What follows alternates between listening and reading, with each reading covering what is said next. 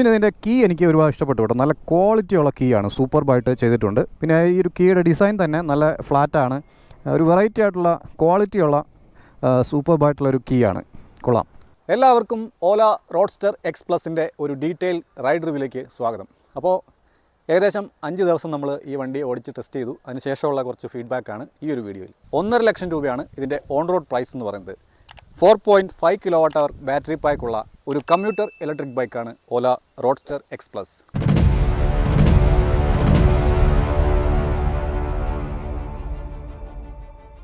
Overall ഇതിൻ്റെ design എന്ന് പറയുന്നത് വളരെ ഫ്ലാറ്റ് ആയിട്ടുള്ള ഒരു ഡിസൈൻ അപ്രോച്ചാണ്, മിനിമലിസ്റ്റിക് ആണ്. എനിക്ക് പ്രത്യേകിച്ച് ഈ ഒരു ബ്ലൂ വേരിയൻ്റ് ഒരുപാട് ഇഷ്ടപ്പെട്ടു. ഒരുപാട് നല്ല റോഡ് പ്രസൻസ് ഇതിന് കിട്ടുന്നുണ്ട്. നമ്മൾ നേരിട്ട് വണ്ടി വെറുതെ വെച്ചിരിക്കുമ്പോൾ കാണുന്നത് പോലെയല്ല ഒരാൾ ഇരുന്ന് ഓടിക്കുന്ന സമയത്ത്. ഒരാൾ ഇരുന്നിട്ട് നമ്മൾ ഈ വണ്ടി കാണുമ്പം കുറച്ച് ഒരു ഡിഫറെൻറ്റ് ഫീലുണ്ട്. പിന്നെ ഇതിൻ്റെ ഒരു ഡിസൈൻ അപ്രോച്ച് എന്ന് പറയുന്നത് സാധാരണ ബൈക്കുകളിൽ നിന്നും കുറച്ച് വ്യത്യസ്തമാണ്.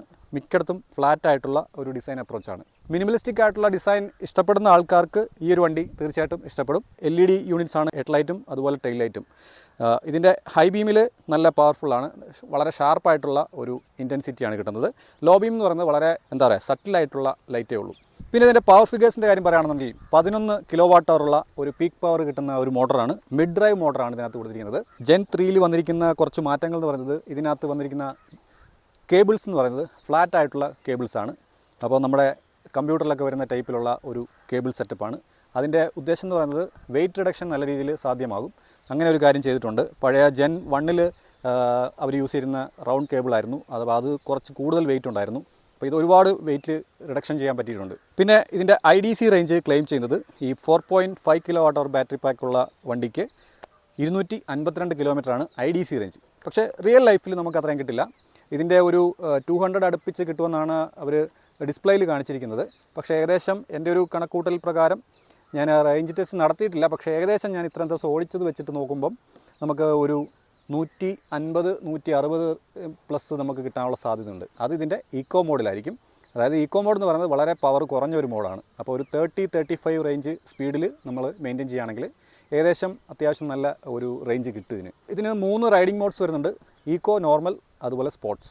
നോർമൽ എന്ന് പറയുന്നത് അത്യാവശ്യം നല്ല പവർഫുള്ളാണ്, വണ്ടിക്ക് നല്ല പിക്കപ്പ് ഉണ്ട്. അതുപോലെ സ്പോർട്ട് മോഡ് എന്ന് പറയുന്നത് ഹെവി ആയിട്ടുള്ള ടോർക്ക്, ഇൻസ്റ്റൻറ്റ് പവർ ഡെലിവറിയാണ്. ഇപ്പോൾ കൈ കൊടുത്താൽ തന്നെ വണ്ടി കുതിക്കും, അത്രയും ഇൻസ്റ്റൻറ്റ് ടോർക്ക് അല്ലെ പവറുള്ള ഒരു വണ്ടിയാണ് ഇതിൻ്റെ സ്പോർട്സ് മോഡിൽ ഈ വണ്ടി ഇട്ട് ഓടിക്കുമ്പം. അതായത് ഇതിനകത്ത് വന്നിരിക്കുന്നത് ഒരു ചെയിൻ ഡ്രൈവാണ്. ഈ സ്പ്രോക്കറ്റിൻ്റെ സൈസ് നിങ്ങൾക്ക് കാണുമ്പോൾ മനസ്സിലാവും, നല്ല വലിപ്പമാണ്. അപ്പോൾ പവർഫുള്ളായിട്ടുള്ള മോട്ടറും വലിയ സ്പ്രോക്കറ്റും കൊടുത്തിരിക്കുന്നത് കൊണ്ട് തന്നെ ടോർക്ക് ഡെലിവറി, അതായത് പിക്കപ്പ് നല്ല രീതിയിൽ തന്നെ തുടക്കത്തിൽ തന്നെ നമുക്ക് കിട്ടുന്നുണ്ട്. പിന്നെ ഇതിൻ്റെ ടോപ്പ് സ്പീഡ് എന്ന് പറയുന്നത് 125 ആണ്. അത് റിയൽ ലൈഫിൽ നമുക്ക് കിട്ടും ഒരു സ്ട്രെയിറ്റ് ലൈൻ സ്ട്രെച്ചിൽ. 0 to ഒരു 90-100 വരെ പോകുന്നത് വളരെ ക്വിക്കാണ് സ്പോർട്ട് മോഡിൽ. അത് കഴിഞ്ഞുള്ള സ്പീഡ് കുറച്ച് ഗ്രാജുവലായിട്ടാണ് കയറുന്നത്. അപ്പോൾ നോർമൽ മോഡ് നമുക്ക് സിറ്റി ഡ്രൈവിലും മറ്റ് യൂസേജിലും ഒക്കെ ധാരാളമാണ്. 80 ആണ് അതിൻ്റെ ടോപ്പ് സ്പീഡ് എന്ന് പറയുന്നത്. ഈക്കോ മോഡിൽ 40 ആണ് നമുക്ക് ടോപ്പ് സ്പീഡ് കിട്ടുന്നത്. പിന്നെ ഇതിൻ്റെ 0 to 40 ജസ്റ്റ് 2.7 seconds മാത്രം മതി. അത്രയ്ക്കും പവർഫുൾ ആയിട്ടുള്ള ഒരു ബൈക്കാണ്. അപ്പം നല്ല പെർഫോമൻസ് ഉള്ള ഒരു ഇലക്ട്രിക് ബൈക്കാണിത്. വളരെ ക്വിക്കായിട്ടുള്ള ത്രോട്ടിൽ റെസ്പോൺസ് ഉണ്ട്. ഇതിന് 3 റൈഡിംഗ് മോഡ്സ് ഉണ്ട്: ഈക്കോ, അതുപോലെ തന്നെ നോർമൽ, സ്പോർട്ട്.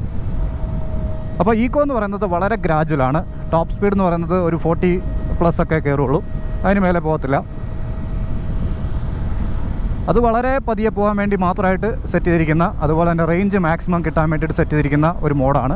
അതേസമയം നോർമൽ മോഡ് എന്ന് പറയുന്നത് കുറച്ചുകൂടെ പെർഫോമൻസ് ഉണ്ട്, പിക്കപ്പ് ഉണ്ട്. അത്യാവശ്യം ഒരു 150 cc പെർഫോം ചെയ്യുന്ന പോലെ തന്നെ ഉള്ള ഒരു പവർ ഫിഗറാണ്. സ്പോർട്സ് മോഡ് എന്ന് പറയുന്നത് ഭയങ്കര പിക്കപ്പാണ്. കാരണം ഇൻസ്റ്റൻറ്റ് പിക്കപ്പാണ് അതിനകത്ത് കിട്ടുന്നത്. എന്ന് വെച്ച് കഴിഞ്ഞാൽ കൈ കൊടുത്ത ഉടനെ വളരെ ക്വിക്കായിട്ട് ഫാസ്റ്റായിട്ടാണ് ആക്സലറേറ്റ് ചെയ്യുന്നത്. അപ്പം 0 to 100 എന്ന് പറയുന്നത് വളരെ ക്വിക്കായിട്ട് എത്തും. പിന്നെ അവിടുന്ന് കുറച്ചൊരു ക്ലൈംബ് ചെയ്യുന്ന പോലെയാണ്. ഒരു 125 വരെ ടോപ്പ് സ്പീഡ് ഏകദേശം അച്ചീവ് ചെയ്യാൻ പറ്റിയിട്ടുണ്ട്. അപ്പോൾ റിയൽ പ്രാക്ടിക്കലായിട്ട് ഒരു 120 മാക്സിമം നമുക്ക് പോകാൻ പറ്റുന്നത്. സ്റ്റിൽ നമ്മളൊന്ന് പിടിച്ചിരുന്നു കഴിഞ്ഞാൽ 125 വരെ പോകാൻ പറ്റും. പക്ഷേ ഇതിൻ്റെ സ്പോർട്സ് മോഡ് ഒരു രക്ഷയില്ല കേട്ടോ, ഭയങ്കര പിക്കപ്പാണ് കേട്ടോ, നല്ല ആക്സലറേഷനാണ്. ശരിക്കും ഒരു 200 cc പ്ലസ് വണ്ടി ഓടിക്കുന്ന ആ ഒരു ഫീൽ, ടോർക്ക് പ്രൊഡ്യൂസ് ചെയ്യുന്നുണ്ട് ഇതിനകത്തുനിന്ന്. എന്നുവെച്ചാൽ ഇനീഷ്യൽ പെർഫോമൻസ് തന്നെ ഭയങ്കര പിക്കപ്പാണ്. അപ്പോൾ പെർഫോമൻസിൻ്റെ കാര്യത്തിൽ ഓല പൊളിയാണ് കേട്ടോ, ഒന്നും പറയാനില്ല. പിന്നെ ഇതിൻ്റെ പവർ ഫിഗേഴ്സ് എന്ന് പറയുന്നത് ഒരു 15 bhp ആണ്. അതുപോലെ 11 കിലോ വാട്ട് അവറുള്ള ഒരു മോട്ടറാണ് പീക്ക് പവർ എന്ന് പറയുന്നത്. 58 ന്യൂട്ടൺ മീറ്റർ ടോർക്കാണ് ഇതിനകത്ത് നിന്ന് പ്രൊഡ്യൂസ് ചെയ്യുന്നത്. അപ്പോൾ നിങ്ങൾക്ക് ഏകദേശം ഊഹിക്കാവുന്നതേ ഉള്ളൂ ടോർക്ക് എത്രത്തോളം ഉണ്ടെന്നുള്ളത്.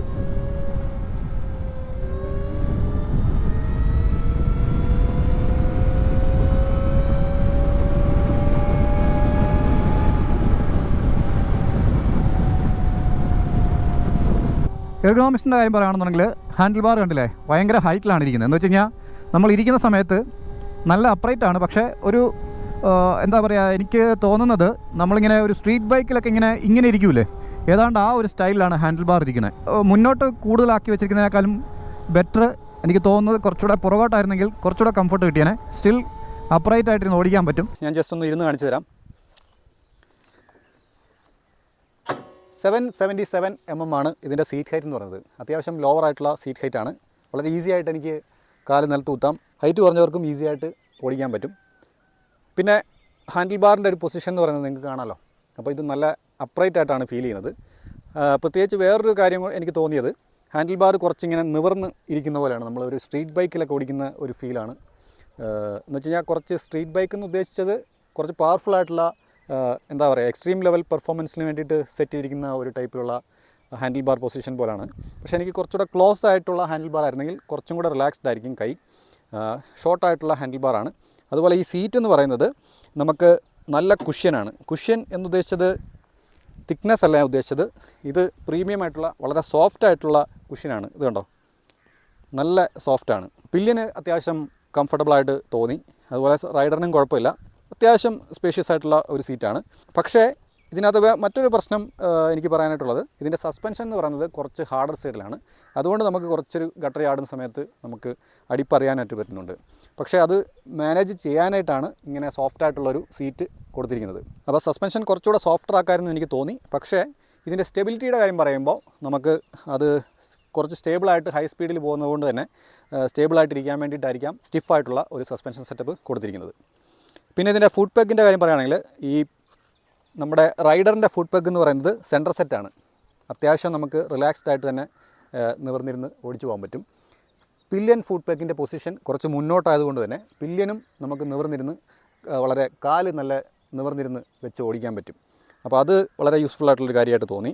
മറ്റൊരു കാര്യം, ഈ ഗ്രാബ് റെയിൽ നല്ല സ്ട്രോങ് ആയിട്ടുള്ള വിട്ടുള്ള ഗ്രാബ് റെയിലാണ്. അപ്പോൾ പിടിച്ചിരിക്കാനും നല്ല സുഖമാണ്. ഗ്രൗണ്ട് ക്ലിയറൻസ് തെറ്റില്ലാത്തൊരു ഗ്രൗണ്ട് ക്ലിയറൻസും കൊടുത്തിട്ടുണ്ട്. പിന്നെ ഇതിൻ്റെ ടയേഴ്സിൻ്റെ കാര്യം പറഞ്ഞു കഴിഞ്ഞാൽ, ഫ്രണ്ടിൽ 90 സെക്ഷനാണ്, 17 ഇഞ്ച് അലോയ് വീൽസാണ് വന്നിരിക്കുന്നത്. റിയറിൽ 110 സെക്ഷനാണ്. സിയറ്റ് ടയേഴ്സാണ് വന്നിരിക്കുന്നത്. അത്യാവശ്യം നല്ല ഗ്രിപ്പുണ്ട്, ഡീസൻ്റ് ആയിട്ടുള്ള ഗ്രിപ്പ് പ്രൊവൈഡ് ചെയ്യുന്നുണ്ട്. റെയിൻ ഉള്ള സമയത്ത് ഞാൻ ഓടിച്ചു നോക്കി, തെറ്റില്ലാത്ത ഒരു ഗ്രിപ്പ് തരുന്നുണ്ട്. പിന്നെ ഇതിൻ്റെ ബ്രേക്ക് സെറ്റപ്പിൻ്റെ കാര്യം പറഞ്ഞു കഴിഞ്ഞാൽ രണ്ട് രീതിയിൽ പറയേണ്ടി വരും. ഒന്ന്, ഇതിനകത്ത് വന്നിരിക്കുന്നത് റൈഡ് ബൈ വയർ എന്ന് പറയുന്ന ഒരു ടെക്നോളജി യൂസ് ചെയ്തിട്ടാണ് ഇതിൻ്റെ ബ്രേക്കിംഗ് സെറ്റപ്പ് വന്നിരിക്കുന്നത്. ഫ്രണ്ടിൽ ഡിസ്ക്കാണ്, അപ്പോൾ നല്ല അത്യാവശ്യം ഷാർപ്പായിട്ടുള്ള ബൈറ്റുള്ള ഡിസ്ക് ബ്രേക്കാണ് ഫ്രണ്ടിൽ കൊടുത്തിരിക്കുന്നത്. റിയറിലെ എന്ന് പറയുന്നത് ഡ്രം ബ്രേക്കാണ്. പക്ഷേ റിയറിലെ ബ്രേക്ക് സെറ്റപ്പ് എന്ന് പറയുന്നത് വളരെ എന്താ പറയുക, നമ്മൾ ചവിട്ടിയാൽ അത്ര പെട്ടെന്ന് നിൽക്കുന്ന ടൈപ്പല്ല. പ്രോഗ്രസീവായിട്ട് വളരെ പ്രോഗ്രസീവായിട്ടുള്ള ഒരു ബ്രേക്ക് ബൈറ്റാണ് റിയറിലെ നിന്ന് കിട്ടുന്നത്. പക്ഷേ നമ്മൾ അത് അത്രത്തോളം ഒരു തുടക്കത്തിൽ നമ്മൾ ഓടിക്കുന്ന സമയത്ത് ബ്രേക്ക് അപ്ലൈ ചെയ്ത് കഴിഞ്ഞാൽ, പുറകിലത്തെ മാത്രം അപ്ലൈ ചെയ്ത് കഴിഞ്ഞാൽ പെട്ടെന്ന് വണ്ടി നിൽക്കില്ല. അപ്പോൾ അത് കുറച്ചുകൂടെ ഇമ്പ്രൂവ് ചെയ്താൽ നന്നായിരുന്നു. പക്ഷേ അതിന് പകരം അതിനെ കോമ്പൻസേറ്റ് ചെയ്യാനായിട്ട് അവർ ചെയ്തിരിക്കുന്ന പരിപാടി എന്ന് പറഞ്ഞു കഴിഞ്ഞാൽ, ഞാൻ റൈഡ് ചെയ്ത് സ്പീഡിൽ പോയ സമയത്ത് ഞാൻ ഈ ഫ്രണ്ട് ബ്രേക്ക് പിടിക്കുമ്പോൾ തന്നെ വണ്ടി നല്ല രീതിയിൽ സ്ലോ ആവുന്നുണ്ട്. അപ്പോൾ അതിന് പകരം മറ്റൊരു കാര്യം, ഈ റൈഡ് ബൈ വയർ ടെക്നോളജി ഉള്ളതുകൊണ്ട് തന്നെ എനിക്ക് തോന്നുന്നത്, നമ്മൾ ത്രോട്ടിൽ മുന്നോട്ട് കൊടുത്തു കഴിഞ്ഞാൽ വണ്ടിയുടെ മോട്ടർ അത് അഡ്ജസ്റ്റ് ചെയ്തിട്ട് സ്പീഡ് പെട്ടെന്ന് ലോ ആക്കുന്നുണ്ട്. അപ്പോൾ അങ്ങനെ നമുക്ക് സ്പീഡ് കുറയ്ക്കാൻ പറ്റും. പക്ഷേ ഒരു സാധാരണ യൂസറിനെ സംബന്ധിച്ച് റിയർ ബ്രേക്ക് കുറച്ചുകൂടെ ഒരു ഡിസ്ക് ബ്രേക്ക് കൊടുത്തിരിക്കുന്നത് നന്നായിരുന്നു എനിക്ക് തോന്നി. 4.5 kWh ബാറ്ററി പാക്കുള്ള ഈ ഒരു വണ്ടിയുടെ ചാർജിങ് ടൈം എന്ന് പറയുന്നത് 0 to 80% എത്താനായിട്ട് ജസ്റ്റ് 6 hours മാത്രം മതി. പക്ഷേ അതിന് ശേഷമുള്ള ചാർജിങ് ടൈം എന്ന് പറയുന്നത് കുറച്ച് ടൈം എടുക്കും. ഏകദേശം ഹാഫ് ആൻ അവറിൽ നമുക്ക് 10% ചാർജ് ആവുന്നുണ്ട് ഈ ഒരു വണ്ടിയിൽ. പിന്നെ ഒരു 95-ന് ശേഷം വളരെ സ്ലോ ആണ്. അതായത് ഒരു 40-50 മിനിറ്റ്സ് അടുത്ത് 5% ചാർജ് ആവാനായിട്ട്, അതായത് ഏറ്റവും 95 കഴിഞ്ഞിട്ടുള്ള പെർസെൻറ്റേജിൽ നിന്ന് 100-ലെത്താനായിട്ട് ഒരു 40-45 മിനിറ്റ്സ് മേലെ എടുക്കുന്നുണ്ട്. അപ്പോൾ ഇതിനകത്ത് വന്നിരിക്കുന്നത് ഒരു ഇൻറ്റഗ്രേറ്റഡ് ആയിട്ടുള്ള ഒരു ചാർജിങ് സെറ്റപ്പാണ് വന്നിരിക്കുന്നത്. ഞാൻ ജസ്റ്റ് കാണിച്ചു തരാം. നമുക്ക് ചാവി ഇത് ഈ സൈഡിലിട്ടിട്ട് ജസ്റ്റ് ഇത് പ്രസ് ചെയ്ത് കഴിയുമ്പോൾ നമുക്ക് ഈ സീറ്റ് ഇങ്ങനെ പൊക്കിയെടുക്കാം. ഇപ്പോൾ ഇത് കണ്ടോ, ഇതാണ് ഇതിനകത്ത് വന്നിരിക്കുന്ന ചാർജർ യൂണിറ്റ്. ഇത് ഇൻബിൽറ്റ് ആണ്. അപ്പോൾ സാധാരണഗതിയിലുള്ള നമ്മുടെ 5 ആം സോക്കറ്റാണ്. അതിൽ നമുക്ക് കണക്ട് ചെയ്യാൻ പറ്റുന്ന ഒരു പ്ലഗ്ഗാണിത്. നമുക്ക് ഈസി ആയിട്ട് ഇത് ക്യാരി ചെയ്ത് കൊണ്ടു നടക്കേണ്ട കാര്യമില്ല. ഇതിനകത്ത് വണ്ടിക്കകത്ത് തന്നെ ഇങ്ങനെ സെറ്റായിരിക്കുകയാണ്, ഇത് ഫിക്സ് ചെയ്ത് വെച്ചിരിക്കുകയാണ്. അപ്പോൾ റിമൂവ് ചെയ്യണമെന്ന് വെച്ചാൽ നമുക്ക് റിമൂവ് ചെയ്യാം. അതിനിവിടെ എന്തോ സെറ്റപ്പ് അവർ ചെയ്തിട്ടുണ്ട്. അപ്പോൾ ഇങ്ങനെ യൂസ് ചെയ്തതിന് ശേഷം നമുക്ക് ഈ ചാർജർ എടുത്തിന് ഇതിൻ്റെ വയർ ഇങ്ങനെ സെറ്റ് ചെയ്ത് സൈഡിലോട്ട് വെച്ചാൽ മതി. അപ്പോൾ അത് നല്ലൊരു പ്രാക്ടിക്കലായിട്ടുള്ള ഒരു കാര്യമായിട്ട് എനിക്ക് തോന്നി. പിന്നെ അതല്ലാതെ നമുക്കിതിനകത്ത് ഓലയുടെ തന്നെ നോർമലായിട്ടുള്ള ഒരു S1 ഉള്ള ടൈപ്പിലുള്ള ചാർജിങ് പോയിൻറ്റ് പോർട്ടും ഉണ്ട്. അപ്പോൾ അത് നമുക്ക് ഹൈപ്പർ ചാർജർ യൂസ് ചെയ്യാനായിട്ടും ഒക്കെ യൂസ്ഫുള്ളാണ് ഈ ഒരു സംഭവം. പിന്നെ ഇതിനകത്ത് ഇലക്ട്രോണിക് ഫീച്ചേഴ്സ് എന്ന് പറയുമ്പോൾ ക്രൂസ് കൺട്രോൾ കൊടുത്തിട്ടുണ്ട്, അതുപോലെ റീജനറേറ്റീവ് ബ്രേക്കിംഗ് സിസ്റ്റം വരുന്നുണ്ട്, പിന്നെ ഹൈപ്പർ ചാർജർ സപ്പോർട്ട് ചെയ്യുന്നുണ്ട്. അപ്പോൾ അങ്ങനെ കുറേ കാര്യങ്ങൾ OTA updates mobile app use ചെയ്തിട്ട് നമുക്ക് ചെയ്യാൻ പറ്റും. പിന്നെ റിവേഴ്സ് മോഡ് അങ്ങനെയുള്ള കാര്യങ്ങളൊക്കെ കൊടുത്തിട്ടുണ്ട്. പാർക്ക് അസിസ്റ്റ്, അതായത് നമുക്കൊരു 5 കിലോമീറ്റർ സ്പീഡിൽ മുന്നോട്ടും പുറകോട്ടും എടുക്കാനായിട്ട് സപ്പോർട്ട് ചെയ്യുന്ന ഒരു സിസ്റ്റമാണ്. അത് റിവേഴ്സ് മോഡിൻ്റെ ബട്ടണിൽ തന്നെയാണ്. അതായത് ത്രോട്ടിൽ മുന്നോട്ട് കൊടുത്താൽ റിവേഴ്സ് പോകും, പുറകോട്ട് കൊടുത്ത് തിരിച്ചാൽ നോർമൽ യൂസ് ചെയ്യുന്ന പോലെ കൊടുത്തു കഴിഞ്ഞാൽ മുന്നോട്ടും പോകും. അത് 5 km/h ഉള്ളൂ സ്പീഡ്. അപ്പോൾ അത് പാർക്ക് ചെയ്യുന്ന സമയത്തും ഇത്തിരി കയറ്റത്തിലൊക്കെ നമുക്ക് റിവേഴ്സ് എടുക്കണം എന്നുണ്ടെങ്കിൽ അത് യൂസ്ഫുള്ളാണ്. ഇനി ഇതിൻ്റെ ഫൈനലായിട്ടുള്ള ഒരു വെർഡിക്റ്റ് പറയുകയാണെന്നുണ്ടെങ്കിൽ ഈ ഒരു വണ്ടിയുടെ കുറച്ച് ഇമ്പ്രൂവ് ചെയ്യാമായിരുന്നു എന്ന് തോന്നിയ കുറച്ച് കാര്യങ്ങൾ ഞാൻ പറയാം. ഇതിൻ്റെ റിയർ ബ്രേക്ക് ബൈറ്റ് കുറച്ചുകൂടെ ബെറ്റർ ആക്കിയിരുന്നത് നന്നായിരുന്നു. അതുപോലെ സസ്പെൻഷൻ സെറ്റപ്പ് കുറച്ചുകൂടെ സോഫ്റ്റ് ആക്കുമായിരുന്നെങ്കിൽ അതും നന്നായിരുന്നു എന്ന് എനിക്ക് തോന്നി. ഇതിൻ്റെ സർവീസിൻ്റെ കാര്യം ഇമ്പ്രൂവ് ചെയ്തിട്ടുണ്ടെന്നാണ് ഓല പറയുന്നത്. അത് നിങ്ങൾ കസ്റ്റമേഴ്സിൻ്റെ ഒരു ഫീഡ്ബാക്ക് നിങ്ങൾ കമൻറ്റ് ചെയ്യുകയാണെന്നുണ്ടെങ്കിൽ അത് മറ്റുള്ളവർക്കും യൂസ്ഫുൾ ആയിരിക്കും. പിന്നെ ഇതിൻ്റെ പ്ലസ് പോയിൻറ്റ്സ് എന്തൊക്കെയാണെന്ന് പറഞ്ഞു കഴിഞ്ഞാൽ പെർഫോമൻസ് ആണ് ഇതിൻ്റെ മെയിൻ ആയിട്ടുള്ള ഫീച്ചർ. അടിപൊളി പെർഫോമൻസ് ആണ്, ഒന്നും പറയാനായിട്ടില്ല. വണ്ടി പറക്കുന്ന ടൈപ്പിലുള്ള ഒരു കമ്പ്യൂട്ടർ ബൈക്കായിട്ടാണ് എനിക്ക് തോന്നിയത്. പിന്നെ നല്ല ഡീസൻ്റ് എന്നല്ല, അത്യാവശ്യം നല്ല ബാറ്ററി റേഞ്ച് തരുന്ന ഒരു വണ്ടിയാണ് ഓല റോഡ്സ്റ്റർ X+.